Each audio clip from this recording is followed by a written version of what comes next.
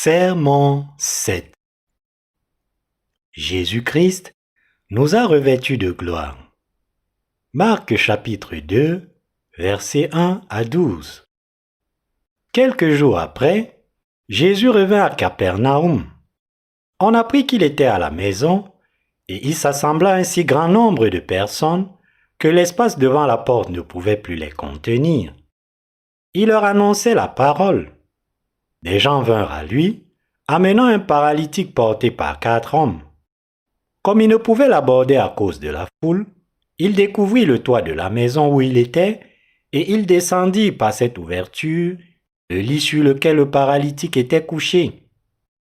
Jésus, voyant leur foi, dit au paralytique, « Mon enfant, tes péchés sont pardonnés. » Il y avait là quelques scribes qui étaient assis et qui se disaient au-dedans d'eux, « Comment cet homme parle-t-il ainsi? Il blasphème.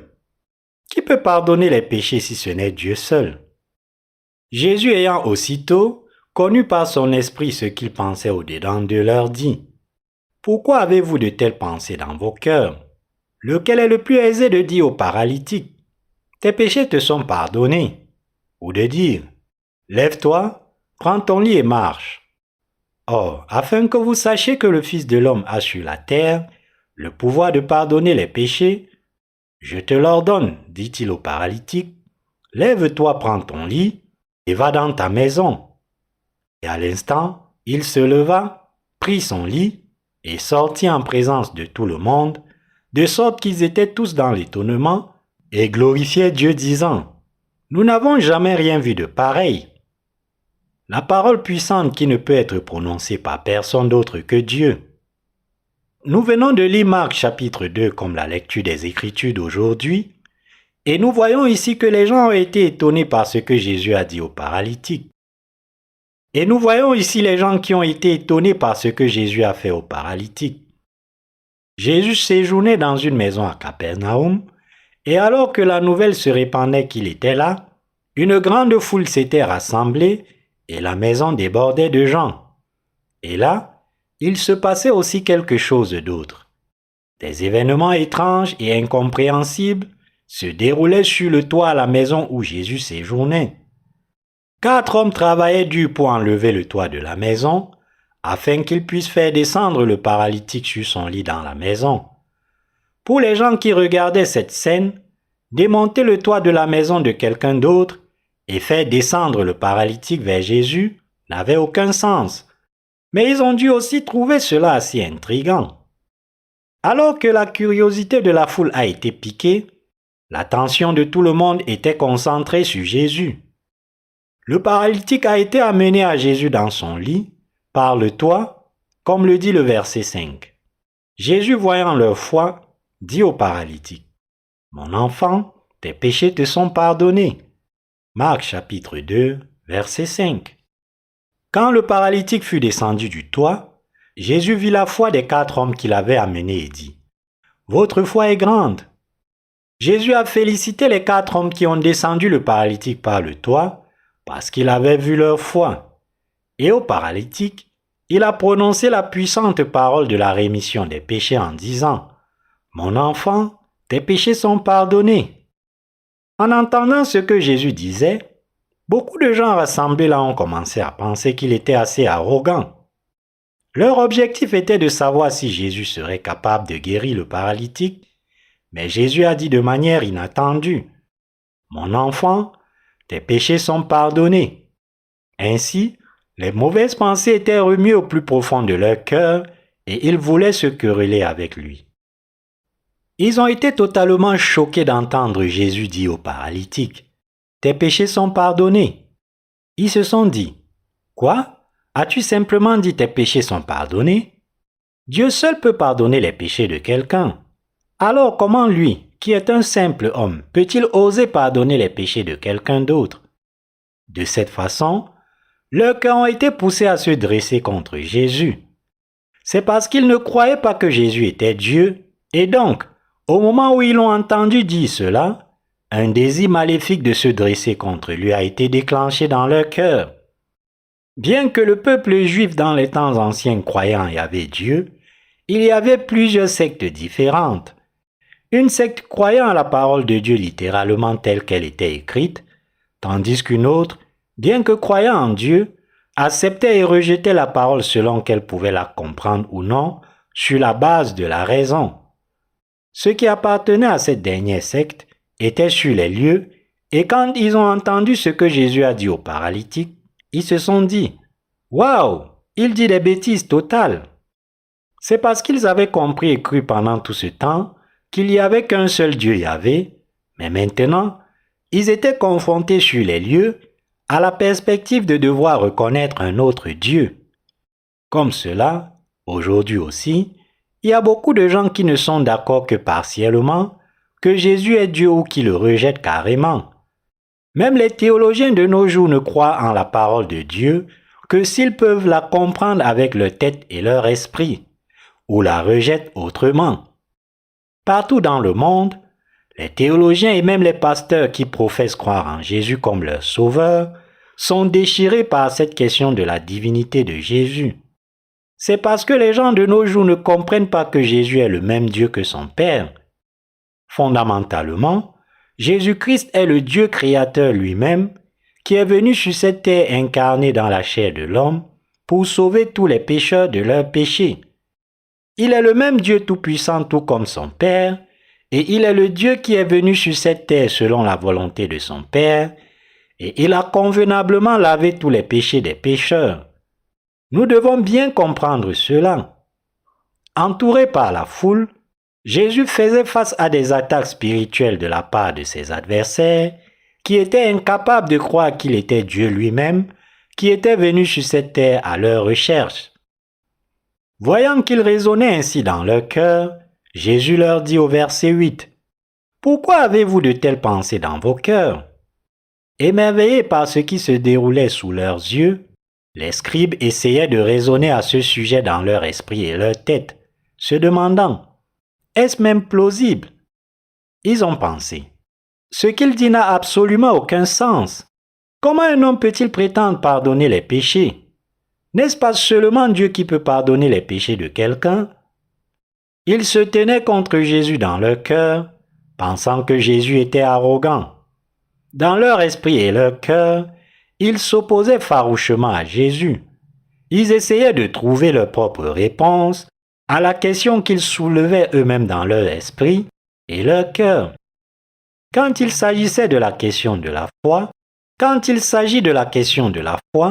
certaines personnes essayent de raisonner à ce sujet et refusent de croire si cela n'a pas de sens pour eux en disant « Waouh, cela n'a vraiment aucun sens !» Mais il y en a aussi d'autres qui croient en disant « Waouh, c'est tout à fait logique !»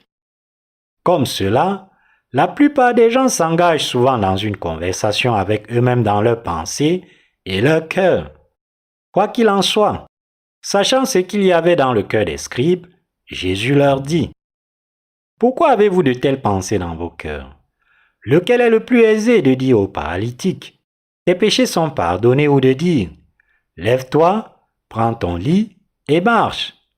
Or, afin que vous sachiez que le Fils de l'homme a sur la terre le pouvoir de pardonner les péchés, je te l'ordonne, dit-il aux paralytiques, « Lève-toi, prends ton lit et va dans ta maison. » Et à l'instant, il se leva, prit son lit et sortit en présence de tout le monde, de sorte qu'ils étaient tous dans l'étonnement et glorifiaient Dieu disant, « Nous n'avons jamais rien vu de pareil. » Marc 2, 3-12.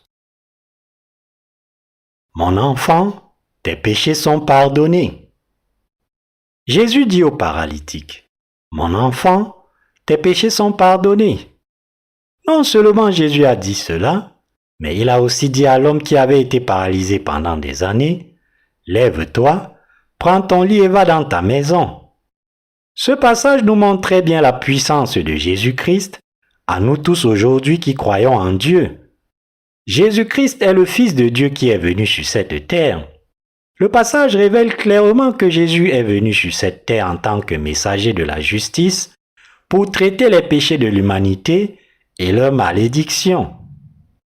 Jésus-Christ est venu sur cette terre comme le messager de la justice pour chasser la puissance de Satan et nous sauver, nous les êtres humains qui avions été la proie du diable.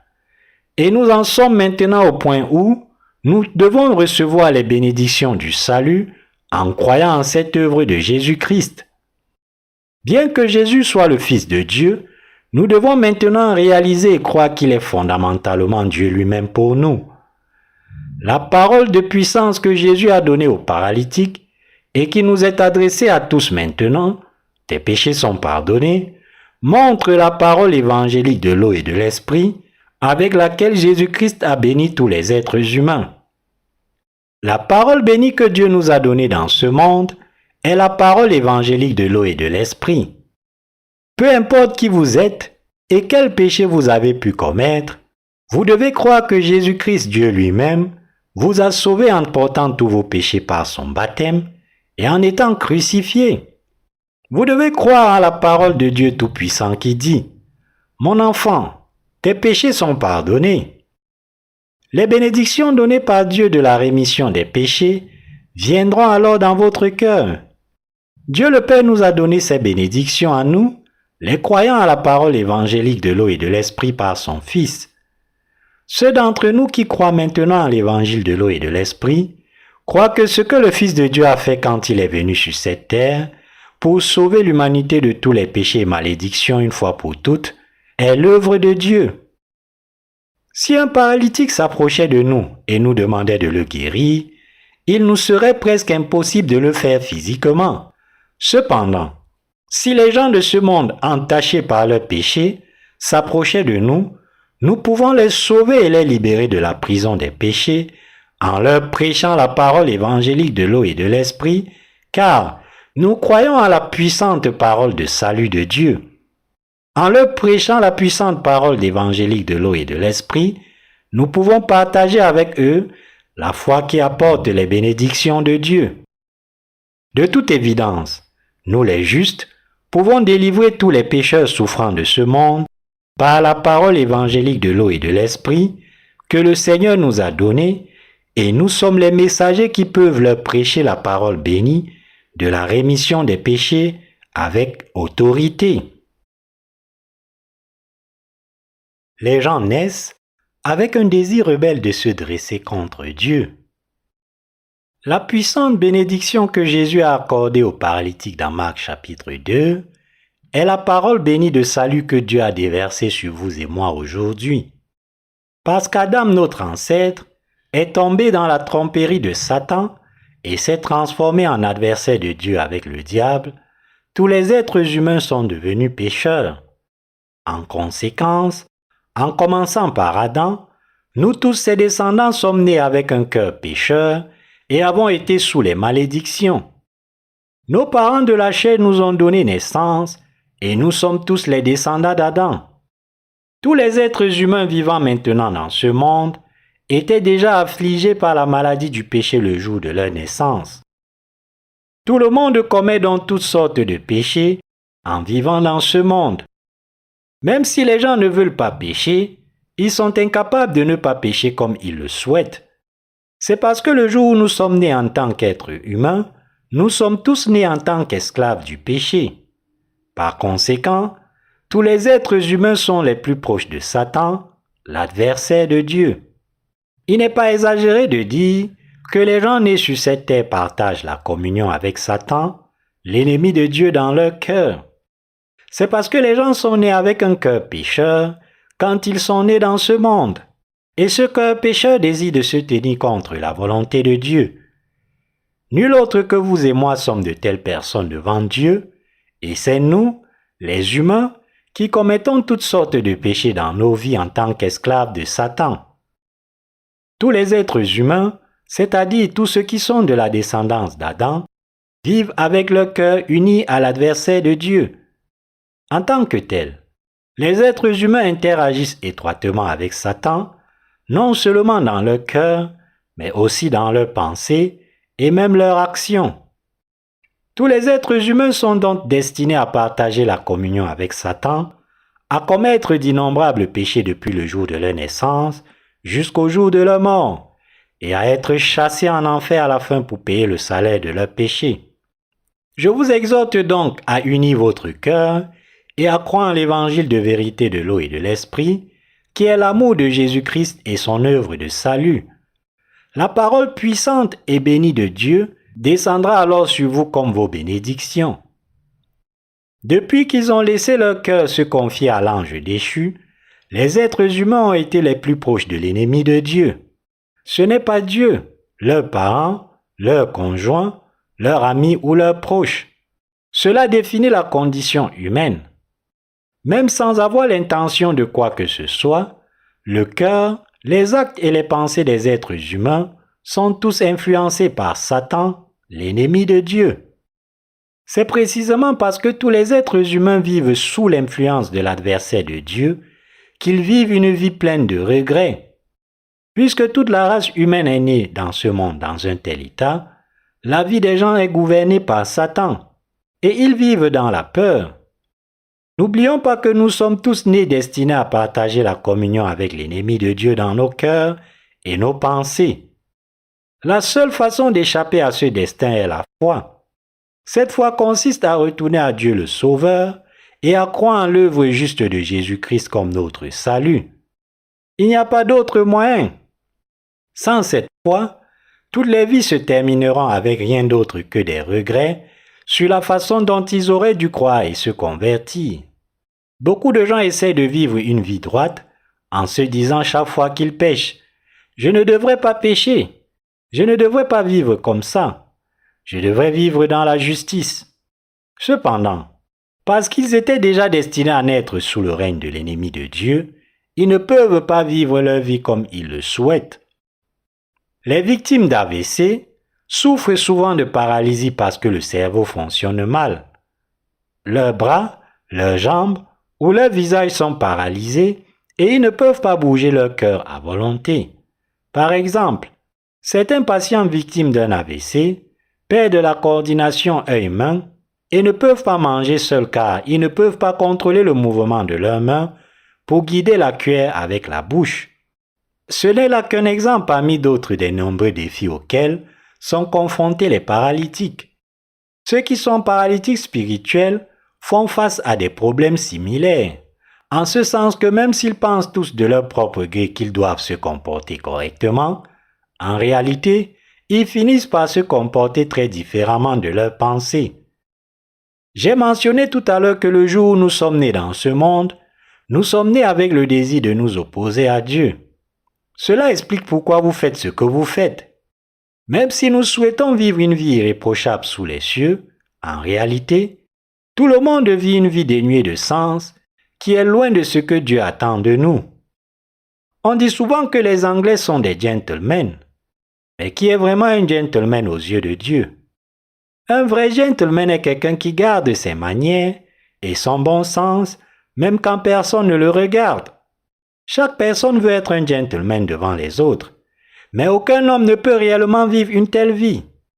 La Bible dit que tous les êtres humains sont nés comme une couvée de malfaiteurs dès le jour où ils sont nés dans ce monde, et donc, ils ne peuvent s'empêcher de commettre toutes sortes de transgressions dans leur vie. Nous devons nous découvrir à partir de la parole de Dieu et revenir à lui. Lorsque nous croyons en l'œuvre de salut que Jésus-Christ a faite pour nous et que nous retournons à Dieu, notre salut est à portée de main. Tous les êtres humains naissent dans ce monde avec les péchés suivants. Ils naissent avec le péché de déshonorer leurs parents. Ils sont nés avec un désir profond de haïr leurs frères et sœurs et de tromper les autres. C'est pourquoi ils finissent par commettre des péchés. Lorsque de telles personnes rejoignent une religion mondaine, elles s'efforcent de donner l'impression de vivre une vie très droite devant les autres. Ils sont très bien élevés et sympathiques. Cependant, quand ils sont seuls, nous pouvons voir leurs péchés se répandre, ce qui est leur vrai moi. Écoutons la puissante parole du Seigneur.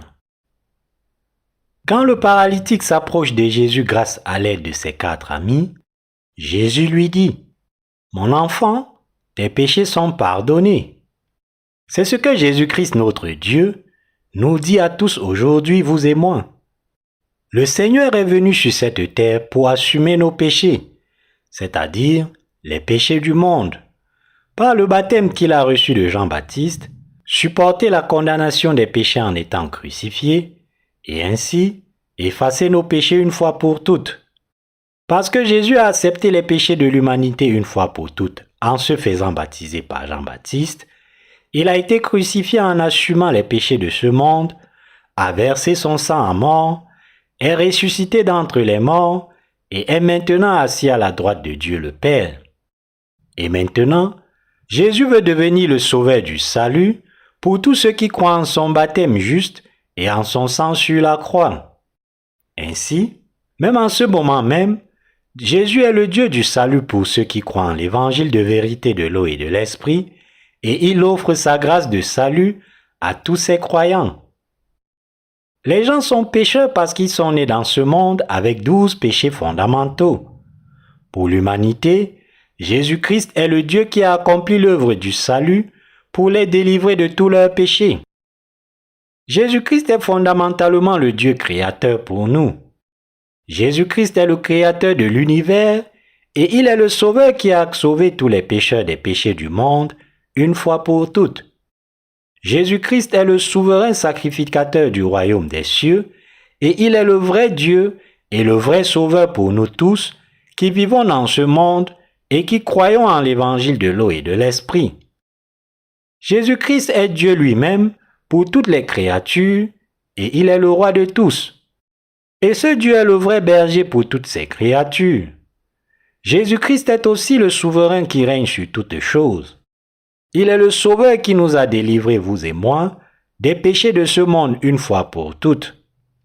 Dans ce monde, il n'y a qu'un seul sauveur, Jésus-Christ, qui vous a sauvés de vos péchés. C'est parce que Jésus-Christ a accordé sa miséricorde du salut à tous les êtres humains que chacun peut être libéré de tous les péchés de ce monde. C'est Jésus-Christ qui nous a sauvés des péchés du monde et personne d'autre que Jésus-Christ n'aurait pu accomplir cela. Jésus-Christ nous a accordé un salut si glorieux à cause de notre foi. Jésus-Christ a personnellement accompli le salut de l'humanité avec l'évangile de vérité de l'eau et de l'esprit. Quelqu'un sur cette terre peut-il laver ses propres péchés? Non, personne ne peut le faire. Qui peut purifier ses péchés par soi-même? Qui peut effacer ses propres péchés? Ceux qui suivent les religions de ce monde essayent de laver leurs péchés par eux-mêmes. Mais nous ne pouvons pas purifier même un iota de nos péchés, à moins de croire en l'œuvre de salut que Jésus-Christ a faite pour nous. Ce n'est qu'en croyant à la vérité du salut que Jésus-Christ a accompli quand il est venu sur cette terre, que nous pouvons être lavés de nos péchés une fois pour toutes. Parce que les êtres humains par eux-mêmes ne peuvent pas saisir la vérité qui efface leurs péchés, c'est-à-dire la vérité évangélique de l'eau et de l'esprit. Ils ne peuvent être sauvés que s'ils rencontrent ceux qui ont déjà été sauvés de leurs péchés en trouvant la justice de Jésus-Christ. Le salut n'est apporté de main que lorsque vous entendez parler de la vraie foi de la part de ceux qui ont déjà trouvé l'évangile de l'eau et de l'esprit et qui y croient. Lorsque nous nous tournons vers 2 Rois chapitre 5, nous voyons le général Naaman, commandant de l'armée de Syrie, qui avait la lèpre, rendre visite à Élisée, le serviteur de Dieu en Israël, afin qu'il puisse être guéri de sa maladie. Pour rencontrer Élisée, Naaman rencontra d'abord le roi d'Israël et lui demanda de le guérir de sa lèpre. Le roi d'Israël a été stupéfait par cela. Avant de chercher Élisée le serviteur de Dieu, le général Naaman a dû voir d'innombrables médecins en Syrie essayer de guérir sa lèpre. Mais son état ne s'est pas amélioré du tout. Ce que nous devons réaliser ici, c'est que la maladie du péché qui afflige les êtres humains est due au fait qu'ils ont uni leur cœur à l'ennemi de Dieu. Les maladies et la mort sont le résultat du fait de se dresser contre Dieu avec son ennemi. Toutes les malédictions commencent par l'unité avec l'ennemi de Dieu. Quand le premier homme vivait avec Dieu dans le jardin d'Éden, Dieu lui a donné un ordre par sa parole disant « Ne mangez pas de l'arbre de la connaissance du bien et du mal qui est au milieu du jardin, si vous en mangez, vous mourrez sûrement. Mais Adam, le premier homme, a été tenté par le serpent et il a fini par devenir l'ennemi de Dieu en mangeant du fruit de l'arbre de la connaissance du bien et du mal, malgré l'interdiction stricte de Dieu. En conséquence, il a dû être chassé du jardin d'Éden créé par Dieu. Ainsi, les êtres humains ne peuvent laver leurs péchés que s'ils retournent à Dieu leur Créateur.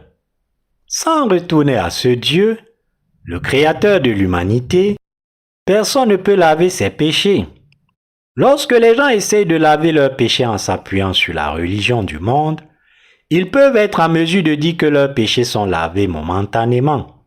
Cependant, pour laver complètement tous les péchés une fois pour toutes, ils doivent retourner à l'évangile de l'eau et de l'esprit, qui constitue la justice de Jésus-Christ, et purifier leurs péchés avec foi.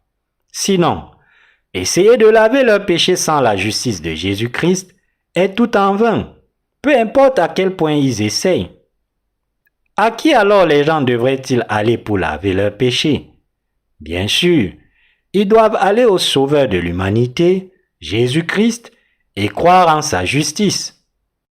Peu importe de qui il s'agit, tout le monde doit laver ses péchés en croyant à la justice de Jésus-Christ. Quand le paralytique ici a été amené à Jésus, ses péchés ont été lavés par la puissante parole de Jésus qui a pardonné ses péchés. De même, nous devons tous aujourd'hui laver nos péchés en croyant à la parole de la rémission des péchés que Jésus-Christ nous a donnée.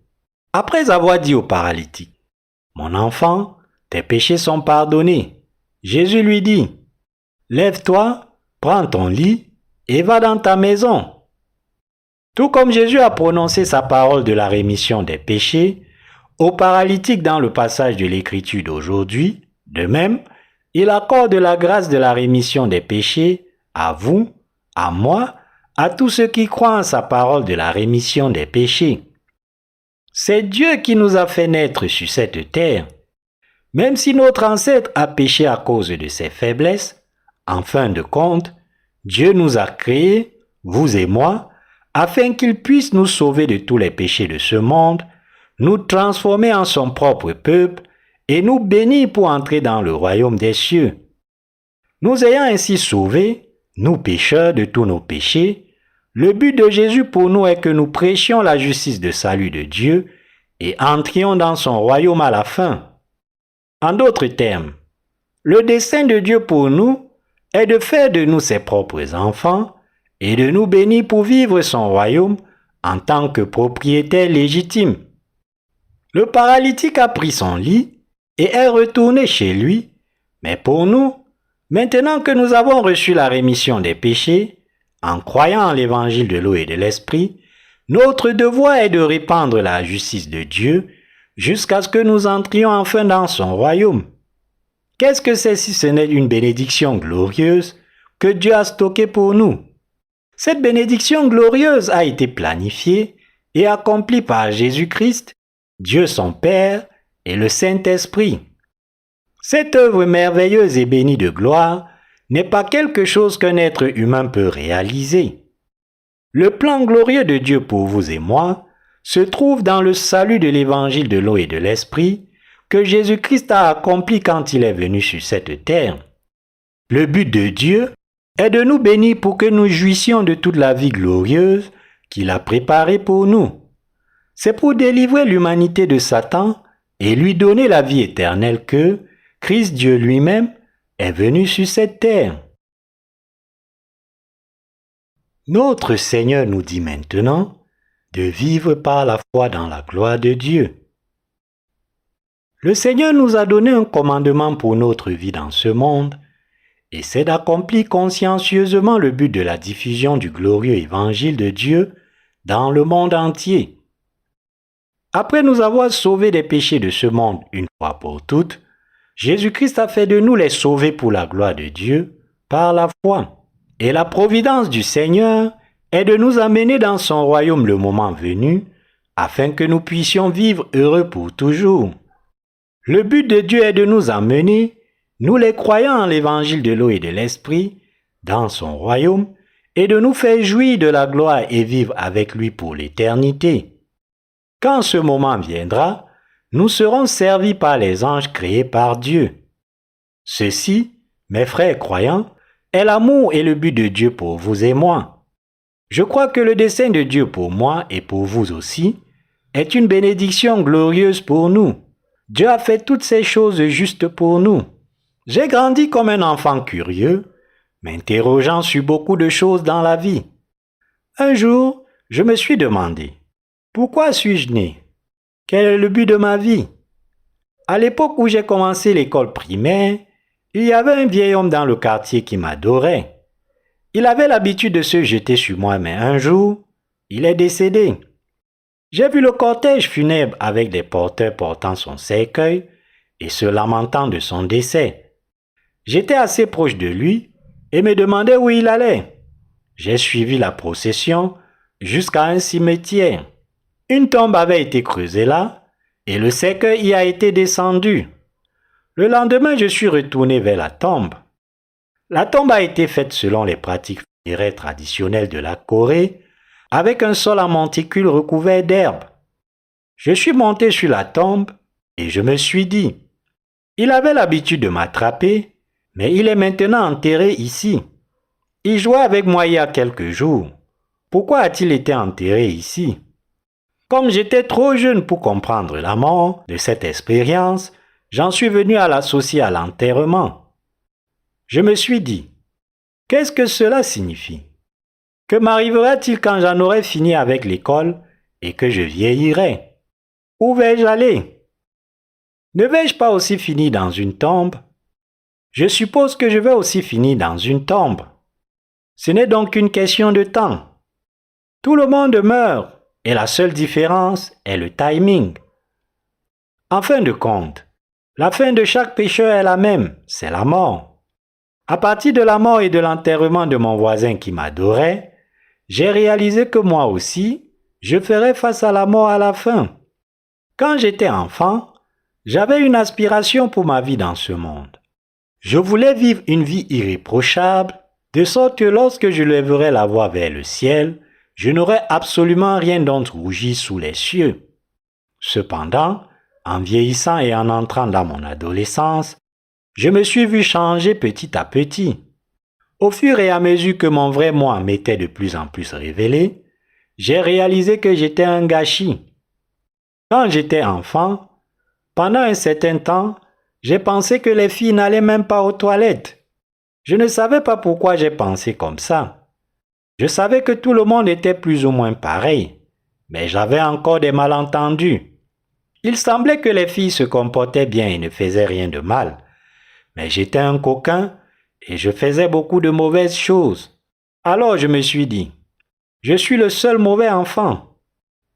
Au fur et à mesure que le temps passait et que je vieillissais, je commençais à me voir commettre encore plus de péchés. Il est naturel que tout le monde ne puisse pas voir son vrai soi. Pour que nous réalisons notre péché, nous devons entrer dans la parole écrite de Dieu, et ce n'est qu'alors que nous pouvons voir qui nous sommes vraiment. Dieu dit à tous les êtres humains et pécheurs, comme les paralytiques, même si vous voulez faire le bien, vous êtes des pécheurs incapables de pratiquer le bien. C'est pourquoi je vous ai accordé le salut de la rémission des péchés à vous tous. Jésus-Christ, Dieu lui-même, qui est venu sur cette terre incarnée dans la chair de l'homme, a dit aux paralytiques, « Mon enfant, tes péchés sont pardonnés. » De cette façon, pour apporter la rémission des péchés à beaucoup de gens, nous devons maintenant leur prêcher l'évangile de l'eau et de l'esprit.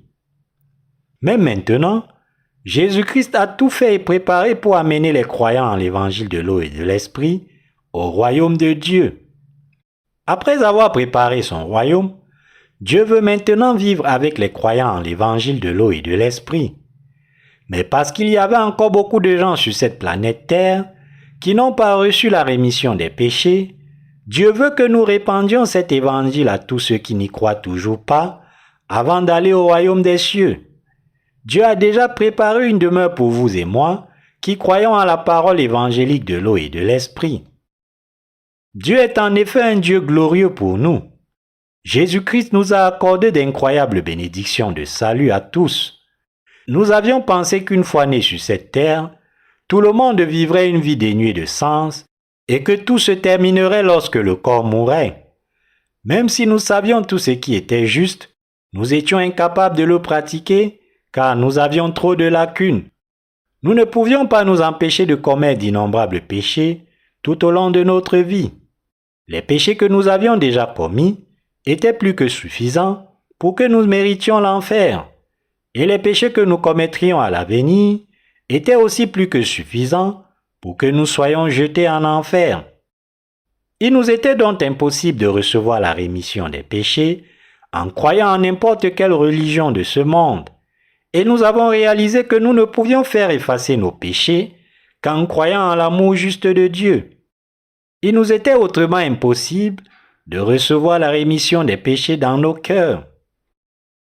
Cependant, notre Dieu est venu sur cette terre incarné dans la chair d'un homme, a accepté tous les péchés de ce monde une fois pour toutes, en se faisant baptiser par Jean-Baptiste, est mort sur la croix en portant ses péchés, est ressuscité d'entre les morts et nous a ainsi sauvés, nous les croyants. Même en ce moment même, le Seigneur nous dit par l'évangile de l'eau et de l'esprit, « Mon enfant, tes péchés sont pardonnés. » Et il nous a donné la conviction du vrai salut. Le but du Seigneur est de nous emmener, nous les croyants en l'évangile de l'eau et de l'esprit, dans son royaume, et c'est la gloire de Dieu. Ainsi, Jésus-Christ est le Dieu qui a accompli l'œuvre vraiment stupéfiante du salut pour vous et moi. Il n'y a personne dans ce monde qui nous a bénis, vous et moi, autant que Jésus-Christ, qui est venu vers l'humanité par l'évangile de l'eau et de l'esprit. Il nous a jamais délivrés, nous pécheurs, de tous les péchés du monde et fait de nous les enfants de Dieu. Celui qui nous a sauvés, vous et moi, nous a bénis comme cela et nous a accordé tant de grâce comme cela, n'est autre que Jésus-Christ. Fondamentalement, nous sommes tous nés avec un destin misérable destiné à être jetés en enfer pour nos péchés. Malgré cela, bien avant que Dieu ne fasse de nous ses créatures, bien avant que nous péchions et bien avant que nos vies dans ce monde ne soient attristées et tourmentées par nos péchés, Dieu savait déjà tout sur ce à quoi nous allions faire face. Ainsi, parce que Dieu nous aimait tant, il est venu nous chercher à travers l'évangile de l'eau et de l'esprit, nous a rencontrés et nous a dit, « Mon enfant, tes péchés sont pardonnés. J'ai effacé tes péchés une fois pour toutes avec la parole évangélique de l'eau et de l'esprit. » Et il nous bénit, nous ses croyants, en disant, « Je vous emmènerai chez moi si vous continuez votre vie sur cette terre, si vous vivez par la foi en moi et en ma parole. Je réaliserai tous vos espoirs et vos rêves pour vous. » En vivant dans ce monde, nous devons penser uniquement à la justice de Dieu. Dieu seul nous a sauvés des péchés du monde. Quel genre de Dieu est notre Dieu? Nous devons nous rappeler qu'il est le Dieu qui nous a accordé de merveilleuses bénédictions. Nous devons croire en son amour juste. Nous devons réaliser que notre Dieu est le Dieu qui nous a donné les bénédictions étonnantes du ciel. Jésus a dit, « Vous connaîtrez la vérité et la vérité vous affranchira. » Jean 8, 32. Mes chers croyants, Dieu a résolu tous les problèmes de nos vies, y compris le problème de nos péchés. Ce Dieu nous a dit à vous et à moi, « Prends ton lit et va dans ta maison. » Si vous et moi croyons à la parole juste de Jésus-Christ, tous les rêves de notre cœur se réaliseront. Pour que cela se réalise, nous devons croire que Jésus-Christ est Dieu lui-même pour toute l'humanité. N'êtes-vous pas d'accord avec cela? Bien sûr que oui. Si vous avez été sauvés de vos péchés, vivez avec votre cœur uni à Dieu. Nous avons été délivrés de nos péchés en croyant dans notre cœur à l'évangile de l'eau et de l'esprit prêché par l'Église de Dieu. Bien que nous soyons dispersés partout dans le monde, si nous soutenons le ministère de l'Évangile et répandons fidèlement l'Évangile dans notre vie, nous recevons tous les bénédictions de Dieu. L'évangile de l'eau et de l'esprit est le vêtement du salut que Jésus-Christ a fait pour nous. Peu importe qui c'est, si seulement les gens croient en cet évangile avec le cœur, ils seront sauvés de leurs péchés et recevront les bénédictions de Dieu pour devenir ses propres enfants et ouvriers. Dieu ne fait pas de discrimination, comme s'il aimait certaines personnes et en haïssait d'autres. Si nous reconnaissons Dieu, veillons à ce que nos cœurs soient de son côté et nous unissons à son Église par la foi. Dieu accomplira sûrement tous les espoirs et les rêves de notre cœur étape par étape. Jésus-Christ, notre Dieu, démêlera et résoudra tous les problèmes auxquels nous sommes confrontés dans nos vies un par un, et il nous bénira à chaque étape du chemin. Notre Dieu bénit ceux qui travaillent de son côté. Maintenant que nous croyons à la justice de Dieu, nous devons faire ce qui plaît à Dieu. Vous vous demandez peut-être, il était facile de croire en l'évangile de l'eau et de l'esprit. Mais dites-vous maintenant que j'ai besoin de vivre une vie de foi? C'est d'ailleurs ce que je dis. C'est précisément parce que la vie sur cette terre est si fatigante que nous devons vivre par la foi. Dieu a dit, le juste vivra par la foi. Romains 1, 17. Les justes doivent vivre par la foi seuls. Qu'est-ce que vous voulez? Vous contentez-vous d'accepter l'évangile de l'eau et de l'esprit par la foi et d'atteindre votre salut, ou voulez-vous aussi vivre le reste de votre vie par la foi en la parole de Dieu, maintenant que vous avez été délivrés de vos péchés? Qu'il s'agisse de recevoir les bénédictions de Dieu ou d'accomplir son œuvre tout en vivant sur cette terre, cela n'est possible qu'en croyant à la parole de Dieu. Tout n'est pas terminé simplement parce que nous avons été sauvés des péchés de ce monde par la foi et que nous entrerons au ciel par la foi. Ceux qui sont devenus justes doivent aussi servir l'œuvre de Dieu dans ce monde avant d'entrer dans le royaume des cieux. Les justes ont le devoir et l'appel de prêcher l'évangile. Si les justes ne se soumettent pas à cette volonté de Dieu, alors il ne peut y avoir de bénédiction terrestre pour eux. Au contraire, leur désobéissance sera suivie par les malédictions de Dieu. Les justes doivent obéir à la volonté de Dieu avec joie. Ce n'est qu'alors qu'ils peuvent être oints de bénédiction pour leur foi et leur obéissance. Devriez-vous chercher le bonheur mondain par vous-même, maintenant que vous avez été sauvés de vos péchés? Non, bien sûr que non. Notre bonheur se trouve aussi dans le domaine de la foi, et il est atteint lorsque nous croyons en Dieu et en sa parole. Toutes les bénédictions que Dieu accorde aux justes ne sont reçues que lorsqu'ils respectent la foi et obéissent à son évangile et à sa volonté. Regardez-moi un instant. En dehors de l'heure du sermon, je suis là avec vous à travailler dur pour répandre l'évangile et soutenir le ministère de l'évangile. J'accomplis la volonté de Dieu par la foi dans ma vie quotidienne, en préparant le récipient de ses bénédictions par la foi. Je prépare mon récipient de bénédictions en demandant à Dieu, « Seigneur, donne-moi d'abondantes bénédictions pour remplir ce récipient. » Chaque fois que je prépare le vase béni de la foi, j'aime en préparer un grand. Je n'aime pas en préparer un petit bol. Puisque je travaille de toute façon, autant voir grand pour que Dieu nous donne d'abondantes bénédictions. J'ai un grand récipient de foi prêt dans mon cœur, afin que nous puissions aider même ceux qui n'ont rien à voir avec nous. Quand je prépare un grand récipient de foi, Dieu s'assure de le remplir de bénédictions sans faute. Je partage ensuite ces bénédictions données par Dieu avec beaucoup de gens, ainsi que la parole de Dieu. C'est ce que signifie avoir foi en Dieu et obéir à sa volonté. Les bénédictions de Dieu suivront sans faute. Cependant, avant d'en arriver là, nous devons endurer beaucoup de persécutions et de difficultés et nous devons les surmonter par la foi en Dieu. Il faut beaucoup de douleur et de souffrance avant que les bénédictions de Dieu ne nous parviennent. Si nous voulons vivre en croyant en Dieu et en sa parole, nous devons préparer un vase pur de foi. C'est parce que Dieu lui-même travaille sur vous et moi. Dieu est un Dieu merveilleux. Si nous nous contentions d'être sauvés de nos péchés et de vivre par nos propres moyens et voies au lieu de la foi, alors nous nous débarrasserions des bénédictions de Dieu. Dieu exige de tous ceux qui ont été sauvés des péchés de ce monde qu'ils vivent leur foi. Il exige de nous une vie de foi parce qu'il veut bénir nos vies et nous aider à porter encore plus de fruits de foi. J'ai quitté ma ville natale tout seul et j'ai consacré ma vie à la diffusion de l'évangile de l'eau et de l'esprit. Mon Dieu m'avait préparé une place sur cette terre. Il m'a guidé et il m'a fait vivre ma vie dans l'abondance à sa volonté.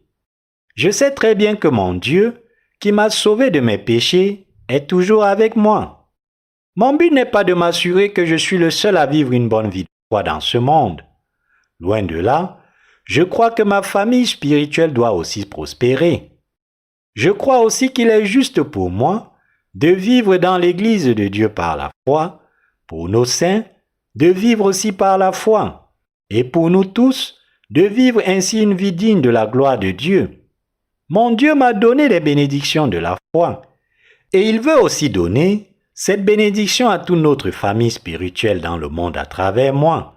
C'est pourquoi je vous confie diverses tâches, afin que vous puissiez préparer de grands vases de foi qui plaisent à Dieu.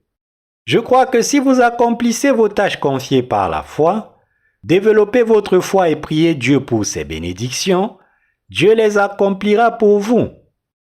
Nous ayant confié son œuvre à nous tous, Dieu n'est que trop heureux de nous bénir dans tous les aspects de notre vie et pour tout ce qui nous entoure.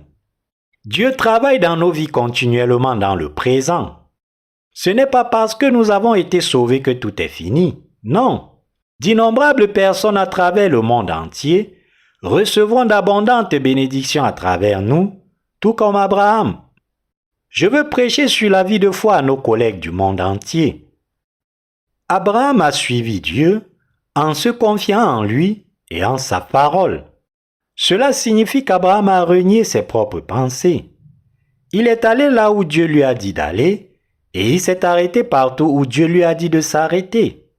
Par la foi, Dieu a béni toute la race humaine et chaque nation. Et parce qu'Abraham avait foi en Dieu, Dieu a veillé à ce que la vie d'Abraham soit une bénédiction pour ses nombreux disciples. Ce n'est jamais une perte pour vous de vivre selon la volonté de Dieu. Certaines personnes pensent égoïstement. Pourquoi dois-je faire ces choses? Ne suis-je pas perdant ici? Mais si vous croyez en Dieu et que votre cœur est habité par le Saint-Esprit, vous pouvez facilement mettre de côté de telles pensées charnelles.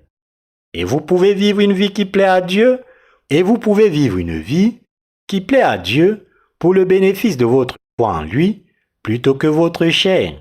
Pour soutenir le ministère de l'Évangile, certains d'entre nous travaillent sur les toits. Le risque d'une chute accidentelle est toujours là, et il nous est possible de penser qu'il n'est pas juste d'assumer ce risque. Nous devons donc être très prudents et nous assurer de mettre les harnais de sécurité chaque fois que nous travaillons dans les endroits élevés. Cependant, si nous croyons que l'œuvre que nous faisons est l'œuvre de Dieu, alors nous devrions demander à Dieu son aide par la foi et accomplir les tâches qui nous sont confiées. C'est alors que Dieu prend soin de tout ce que nous faisons et nous bénit. Et Dieu est heureux quand nous partageons avec les autres les bénédictions que nous avons reçues. Dieu se réjouit de nous voir vivre une telle vie. Nous vivons tous maintenant sur cette terre, mais tôt ou tard, nous quitterons cette terre pour entrer et vivre dans le royaume de Dieu. Jésus dit au paralytique, « Prends ton lit et va dans ta maison. » C'était assez étonnant que le paralytique puisse se lever, alors comment pouvait-il ramasser son lit et le porter chez lui? Y aurait-il eu assez de muscles dans le corps du paralytique? Non, puisqu'il était couché depuis si longtemps, son corps n'aurait presque plus eu de muscles. Malgré cela, le paralytique a pu hisser son lit et aller chez lui, tout cela grâce à la puissance de la parole donnée par Dieu. Ainsi, Dieu vous accorde son amour par sa parole. Je vous exhorte à réaliser que même maintenant, Dieu a fait des choses étonnantes pour nous avec sa parole et à vivre par la foi en Dieu. Par notre foi en la parole de Dieu, nous accomplissons l'œuvre que Dieu nous a commandée et recevons les bénédictions de la foi dans nos cœurs. Et vous alors, avez-vous reçu les bénédictions de Dieu par la foi? Moi aussi, j'ai reçu les bénédictions de Dieu par la foi. J'ai été béni pour toujours. Notre Dieu a béni les justes pour l'éternité. Je rends grâce à Dieu. Alléluia.